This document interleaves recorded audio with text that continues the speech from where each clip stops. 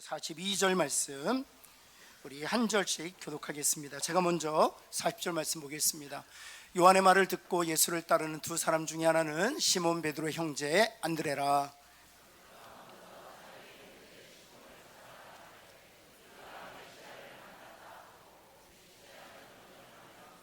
같이 읽겠습니다.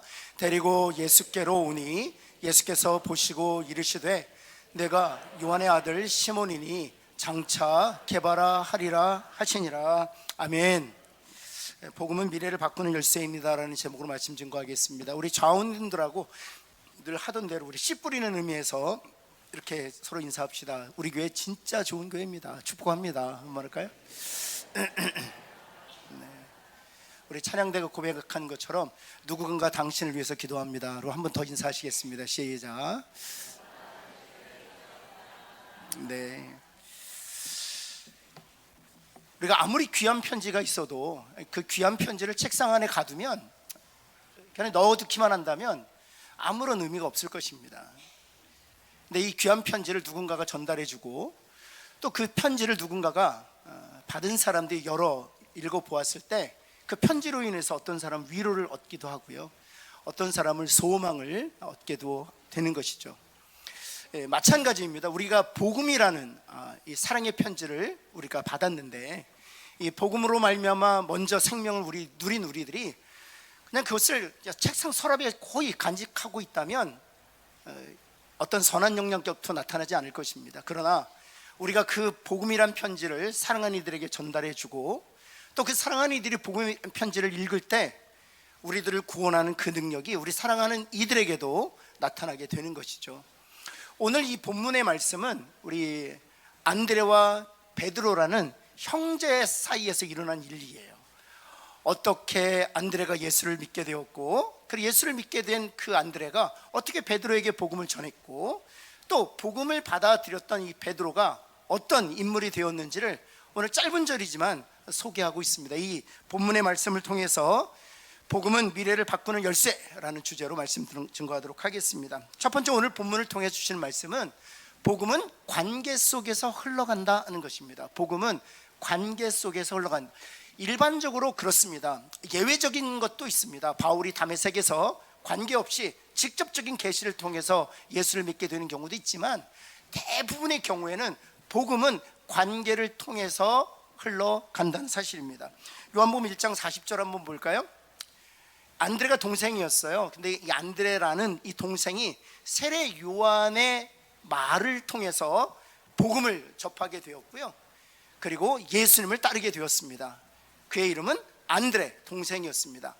그런데 이 복음을 받아들였던 이 안드레가 자신이 구원을 얻고 생명을 얻는 데 멈추지 아니하고, 그 다음 우리 41절 42절에 보면 그가 먼저 누구에게 이 복음을 전했어요? 자신의 형제 시몬에게 이 복음을 전했어요. 그래서 데리고 예수님께 왔다는 것입니다. 이와 같이 내가 먼저 복음을 전하고 생명을 얻었다면 그것을 가장 사랑하는 이에게 전달하는 것이죠. 왜냐하면 이 형과 동생이라는 관계를 통해서 이 복음이 전달될 수 있기 때문에 그렇습니다. 성경을 보면 그런 이야기들이 종종 나오죠. 루디아, 사도 바울이 2차 선교 여행할 때 이 빌립보라는 지역이 있습니다. 빌립보는 지금 현재 그리스의 가장 북쪽에 있는 도시입니다. 이 빌립보에서 복음을 전했을 때 이 루디아에게 복음을 전하고 있었어요. 한번 볼까요? 사도행전 16장 14절 말씀에 보면 루디아라는 여자가 바울이 전했던 복음의 말씀을 듣고 있을 때 주께서 그의 마음을 열어 바울의 마음, 이 복음을 따르게 하셨다. 복음을 믿고 생명을 얻게 하셨다는 것입니다. 근데 이 루디아가 자신이 구원을 얻고 나서 멈추지 아니하고 그 다음 15절 말씀 볼까요? 그와 그 집이 다 세례를 받게 했다는 것입니다. 자신이 복음을 전하고 자신과 관계를 맺고 있었던 사랑하는 이들에게 그 복음을 전달했다는 것입니다. 이 복음이 관계 속에서 흘러가는 것을 볼 수 있는 것이죠. 또 뿐만 아닙니다. 좀 다른 관계인데 이 바울과 간수장의 관계예요. 이 바울이 똑같은 동일한 도시 빌립보에서 복음을 전하다가 심히 매맞고 감옥에 갇히게 되었습니다. 그런데 그 감옥에 갇힌 바울이 하나님을 찬미하고 기도할 때 하나님께서 옥 털을 흔들시고 옥문을 열어주셨습니다.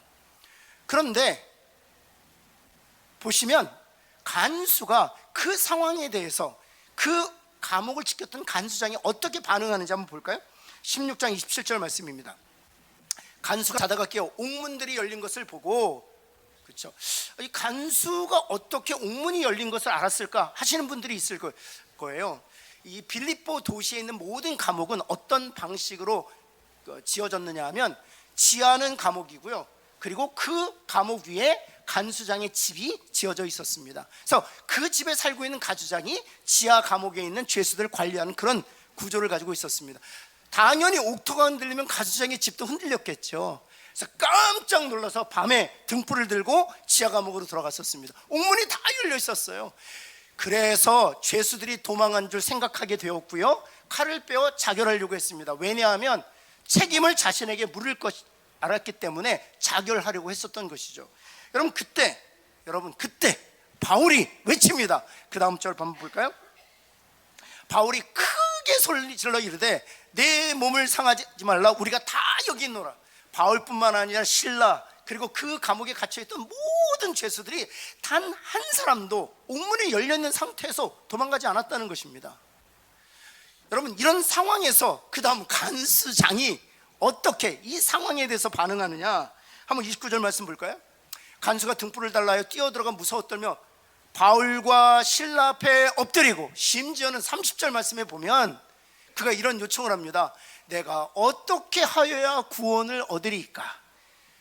여러분, 이 되어진 일을 보면 바울이요, 간수장에게 십자가와 부활을 전하지 않았어요.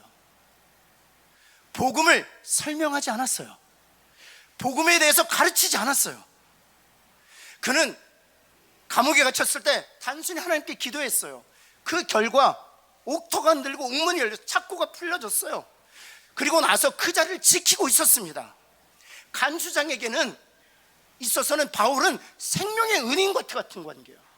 바울의 그 사소한 행동으로 인하여 관계가 맺혀지게 된 것이고요, 그것을 통해서 복음이 흘러들어가게 된 거예요. 사실 사도 바울도 전혀 기대하지 못했을 거예요. 간수장이 외칩니다. 그리고 묻습니다. 어떻게 해야 내가 구원을 얻으리까? 이와 같이 관계를 통해서 복음을 흘러간다는 사실입니다.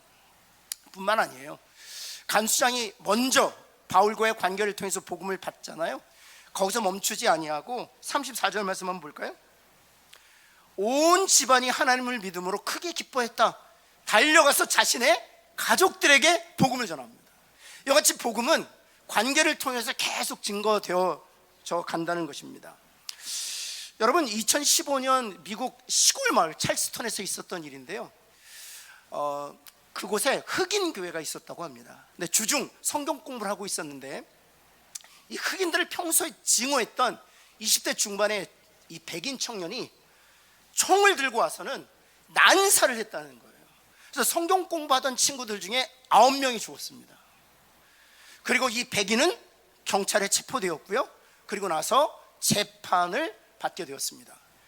이제 재판 선고하기 전에 이 판사가 이 흑인 9명이 죽은 그 유가족들에게 할 말이 없느냐라고 하나씩 발언 기회를 주었다고 해요. 근데 이 9명의 가족이 무엇이라고 마지막으로 얘기하냐면, 흑인 그 백인 청년을 향하여 예수 그리스도의 사랑으로 당신을 용서합니다. 다른 가족이 일어났어요. 예수님의 사랑으로 내가 용서받았듯이 당신도 예수님의 사랑으로 죄사함 받고 거듭나기를 바랍니다. 다른 가족이 일어났어요. 하나님께서 내게 은혜를 베푸셨던 것처럼 당신에게도 하나님의 은혜가 흘러가기를 원합니다. 제가 당신을 위해서 기도하겠습니다.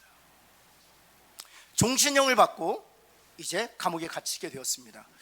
유가족들의 그 용서와 사랑의 선언은 거기서 멈추지 않았어요. 이 9가족이 요일별로 날짜를 정해가지고 이 백인 청년을 계속 면회를 했다. 처음에는 거부하고 거절했습니다. 그러다 끊임없는 면회 요청을 받아들이게 되었고요, 이제 관계를 맺게 되었고요, 그들을 통해서 전해준 성경을 읽게 되었고요, 성경 속에서 살아계신 하나님을 만나게 되어 구원에 이르게 되었다는 사실이에요. 복음은 관계를 통해서 흘러가는 것이죠. 아름다운 관계를 맺으시고 그 관계를 통해서 복음을 흘려보내는 그런 축복의 통로들 다 되시기를 예수 그리스도의 이름으로 축원합니다. 여러분, 두 번째 오늘 본문을 통해 주시는 것은 복음은 만남을 통해 확증된다. 관계를 통해서 복음이 흘러가지만 이 복음은 만남을 통해, 예수 그리스도의 만남을 통해서 확증된다는 사실입니다. 여러분, 오늘 요한복음 1장 42절 말씀 한번 볼까요? 1장 42절, 데리고 예수께 왔다 하는 것입니다. 여기까지가 안드레의 역할이에요. 데리고 예수께 왔다. 그 다음부터는 예수님 역할이에요. 예수께서 보시고 이르시되, 누구를 보셨어요? 베드로를 보시고 이르시되, 내가 요한의 아들 시몬이니 장차 개발하리라. 이 개발은 번역하면 베드로라. 이 베드로의 뜻은 반석이라는 뜻입니다.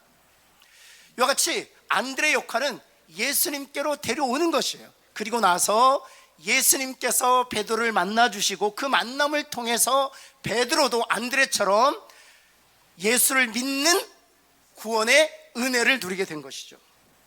여러분, 이와 같이 예수 그리스도의 만남을 통해서 복음은 확증된, 그렇다면 왜 예수님을 만나는 것이 중요한가? 세 가지만 좀 짧게 말씀드리면, 첫 번째, 만나주신 주님께서 그의 마음을 열어주시기 때문입니다. 주님이 친히 그의 마음을 열어주시기 때문이에요. 루디아의 그 사건을 한번 다시 돌아가 보면, 루디아가 어떻게 예수님을 믿었느냐, 사도행전 16장 14절 말씀 볼까요? 두아디라시에 있는 자색 옷간 장사로서 하나님을 섬기는 루디아라 있는 한 여자가 말을 듣고, 바울이 전하는 복음의 말씀을 듣고 있을 때 주께서 한 거예요. 주께서 그녀의 마음을 어찌하셨다? 여셨다는 거예요. 제가 지금 말씀을 전하지만 주님께서 여러분의 마음을 여시는 줄을 믿습니다. 제가 여는 게 아니에요. 저에게 무슨 능력이 있어요? 여러분의 마음을 열겠어요. 제가 한 번은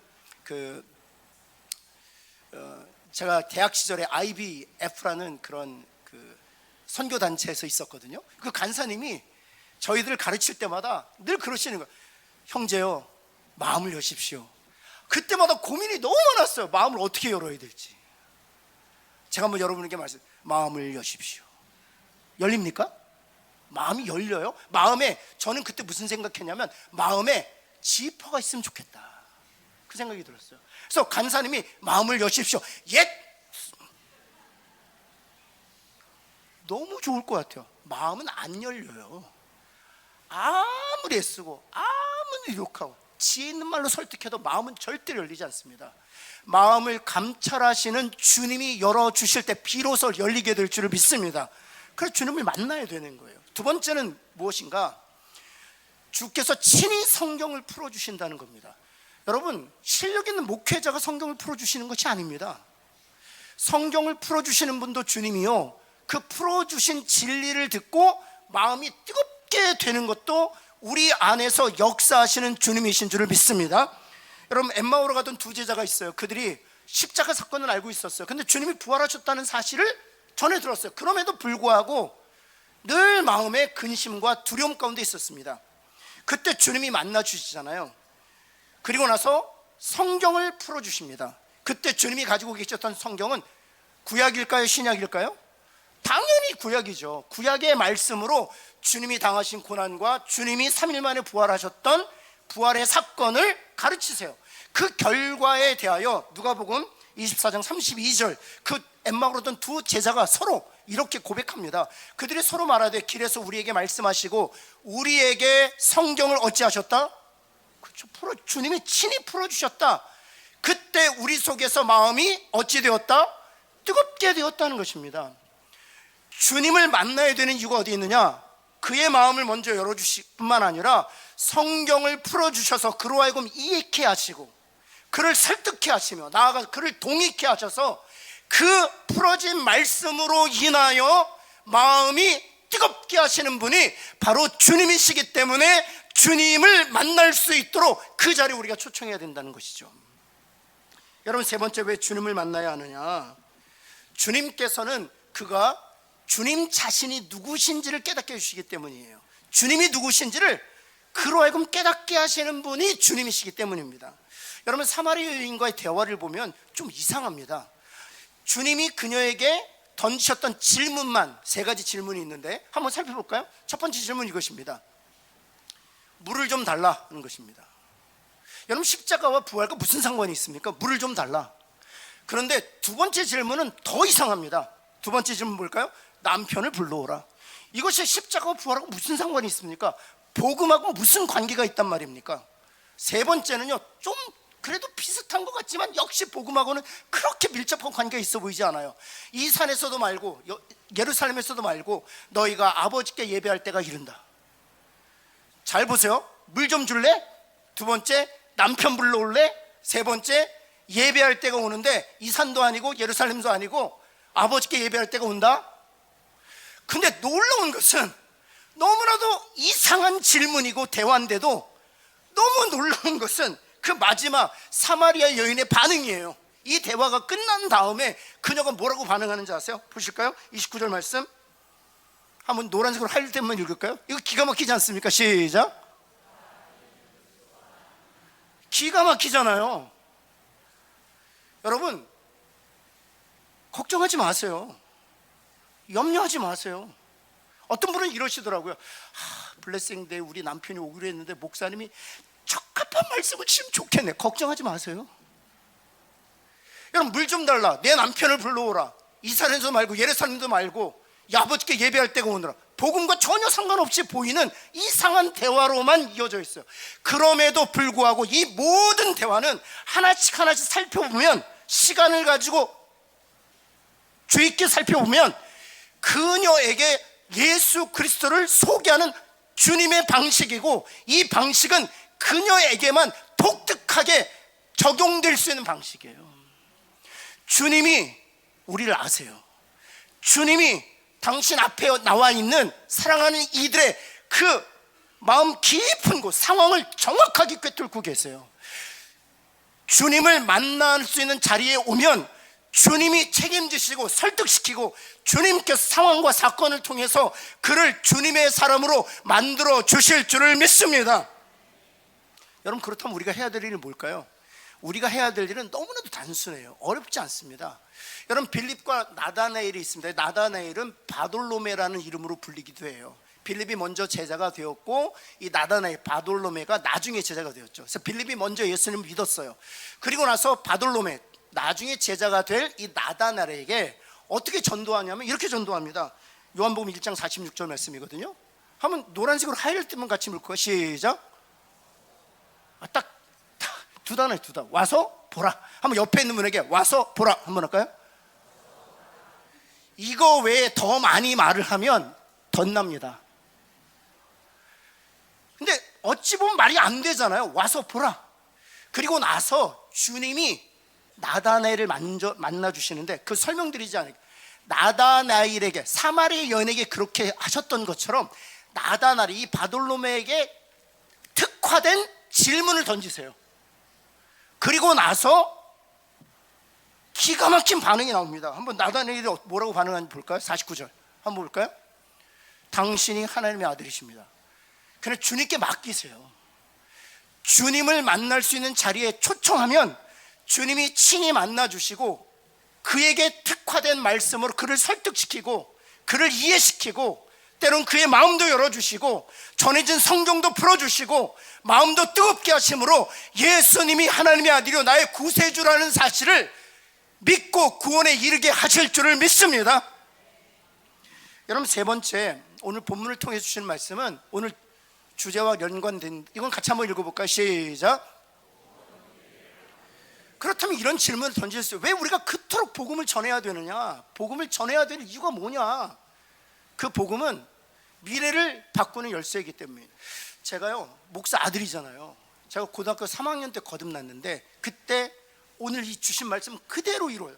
제 마음을 열어주셨고 성경을 풀어주셨고 저에게 특화된 방식으로 주님이 누구신지 자신을 드러내 보여주셨어요. 그래서 그때 제가 예수를 믿게 됐거든요. 근데 고등학교 3학년 이전까지는 아버님이 앞에서 설교만 하시면 한번 너무 짜증이 나는 거예요. 맨날 마태복음, 마가복음, 누가복음, 요한복음. 제가 속으로 무슨 얘기야? 아버지, 저는 오징어 볶음이 더 좋아요. 이랬다니까요. 정말 너무 짜증이 나는 거예요. 앞에서 우리가 죄인입니다. 내가 볼 때 아버지가 더 죄인입니다. 이해가 되지 않는 거예요. 이해가 되지 않는 거예요. 그런데 아버님은 계속 복음 얘기하는. 왜 그렇습니까? 그렇게 복음을 우리가 흘려보내야 되는 축복의 통로가 돼야 이유는 복음이 미래를 바꾸는 열쇠이기 때문에. 복음 외에는 우리의 미래가 바뀌어지지 않아요. 우리의 자녀들에게 복음을 전해야 될 중요한 이유가 있어요. 예수의 사람이 되는 거 맞습니다. 그보다 더 중요한 게 있어요. 복음만이 우리의 자녀들의 미래를 바꾸기 때문이에요. 다른 것으로는 불가능해요. 이 세상의 교육으로 미래가 바뀌나요? 친구들을 위해서 미래가 바뀌나요? 그렇지 않습니다. 복음만이 우리의 자녀들을 바꿀 줄을 믿습니다. 그래서 우리가 복음을 전하는 거예요.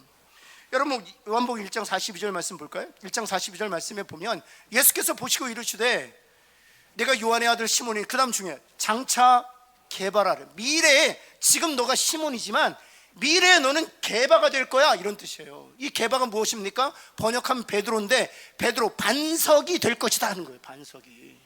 지금은 너는 어부로서 시몬에 불과하지만 복음으로 말미암아 너가 구원을 얻었고 장차 미래에 반석과 같은 존재가 될 거야, 이런 뜻이에요.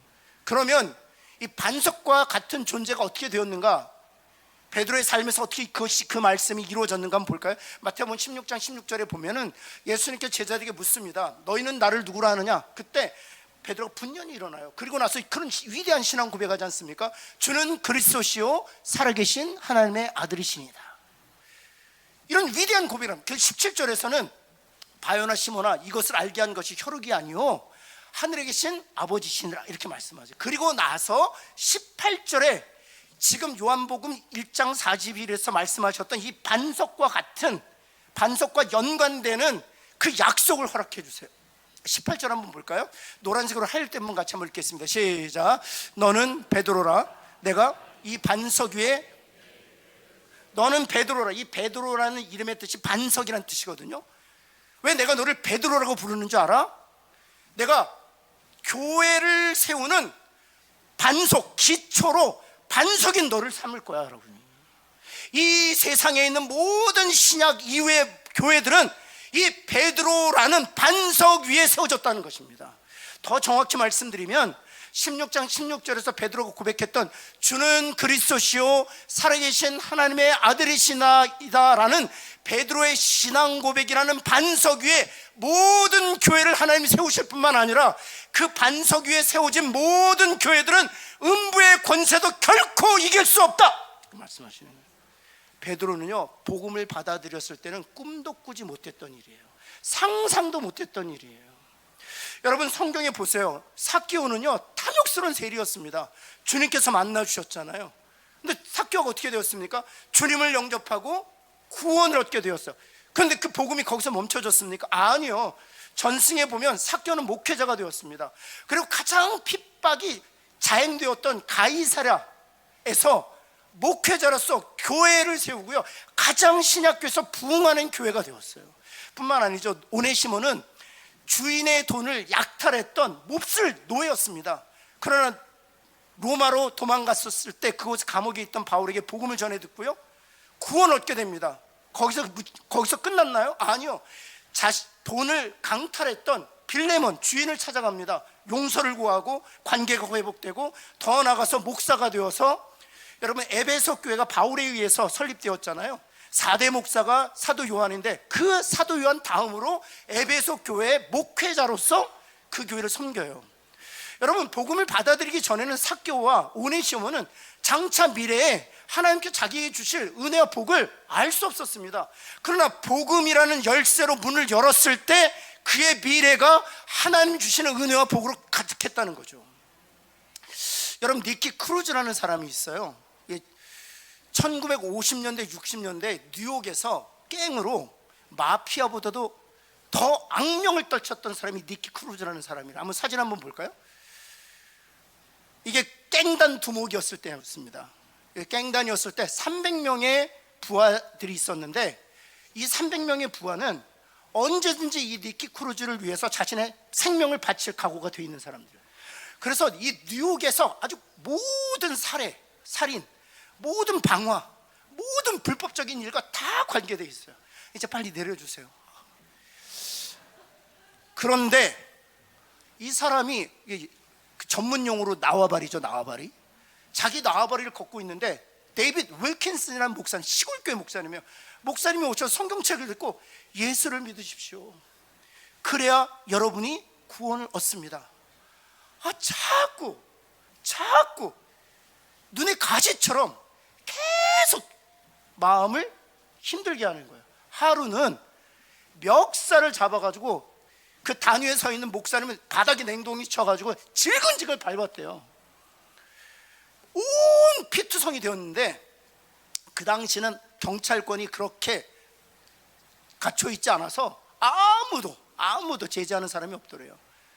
그리고 그 다음날 그 아침을 가는데 목사님이 머리에 붕대 감고 팔 깁스하고 왼손 성경책 뜨고 또 예수님을 또 자신을 향하여 지나가니까 자신을 향하여 예수님 믿으라고 눈물을 흘리면서 그래야 당신은 생명과 구원을 얻는다고 이번엔 너무 화딱지 나서 다시 한번 뛰어서 왼팔까지 부러뜨렸대요. 그 다음날 되니까 두 개를 이루고 복음을 또 전하고 있더래요. 그리고 나서는 이 사람은 더 이상 건들면 큰일 난다 생각하고 그 다음 건들지 않았대요. 그러다가 깽단 두목이 되었으면 늘 살해 위협을 받잖아요. 밤마다 잠을 이루지 못하는 거예요. 너무 두려운데 누가 생각이 나요? 이상하게 또 그 목사님 생각, 붕대 칭칭 메고 양손을 예수 믿으십시오. 당신이 생명의 구원을 얻었습니다. 하나님이 당신의 보호자. 그게 생각이 나는 거예요. 그래서 저녁 집회에 총을 들고 가슴에 품고 참석을 했답니다. 그런데 그분이 이상한 소리를, 자서전은 뭐라고 써요? 이상한 소리를 들었다는 거예요. 이상한 소리가 뭐냐? 당신의 죄를 위하여 예수님이 고통을 당하셨다. 이게 자기 세계에서는 이해가 되지 않는다는 거예요. 나의 죄 때문에 고통을 당한다고? 야, 내가 그때 주님 곁에 있었으면 내 부하들 시켜서 주님을 철저히 보호했을 때, 뭐 이런 생각이 들더라는 거예요. 그러다가 이런 생각과 연결이 되더래요. 누군가가 나의 죄를 위하여 고통을 받았다면 그 사람은 나를 진짜 사랑하는 거다. 그런 사람이 있다면 내가 평생을 그 사람한테 바치겠다. 이런 마음이 들더라는 거예요. 그리고 예수를 믿었어요. 여러분, 그 사람 얼굴이 또 보고 싶지 않으세요? 예수 믿고 난 다음에 한번 볼까요? 그 얼굴 근육이 달라졌죠? 예수 믿고 나서 살기가 다 사라졌어요. 이건 좀 오래 보셔도 돼요. 그리고 생명의 구원을 얻은 데서 끝나지 않았습니다. 이 사람이 목회자가 됩니다. 그래서 1982년에 독일에서 영국과 유럽을 다니면서 부흥사가 되었는데 1982년 베를린에서 이분의 말씀을 듣기 위해서 8만 명이 올림픽 스테디움에 모였대요. 수많은 사람이 이 사람을 통해 예수를 만나게 되었습니다. 여러분, 깽단 두목으로서는요, 상상도 못했던 일이에요. 꿈도 꾸지 못했던 일이에요. 자기 플랜에는 없었던 계획이에요. 왜 복음이 중요한 줄 아세요? 복음을 전달하면 전혀 상상치 못한 일들을 우리가 보게 될 것이기 때문입니다. 가장 상상치 못할 일이 뭔지 아세요? 주님이 오시는 날 우리는 전혀 상상치도 못했고 전혀 기대치도 못한 일들을 우리는 목격하게 될 것입니다. 죽은 자가 샘을 입고 살아나게 될 것이고요, 이 땅에 새하늘과 새 땅이 임할 뿐만 아니라 그 땅에서 전혀 예상치 못했던 영원한 생명을 얻게 되는 것을 우리 눈으로 보게 될 줄을 믿습니다.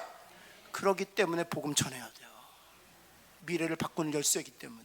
복음 없으면 영원한 지옥불에서 영원히 고통받지만 복음 하나 때문에 구원을 얻어서 우리는 그 상상할 수 없는 천국에서 영원한 안식을 누리게 되는 거죠. 그런 미래를 바꾸는 열쇠, 그 복음을 전달하는 축복의 통로들 다 되시기를 예수 그리스도는 축원합니다.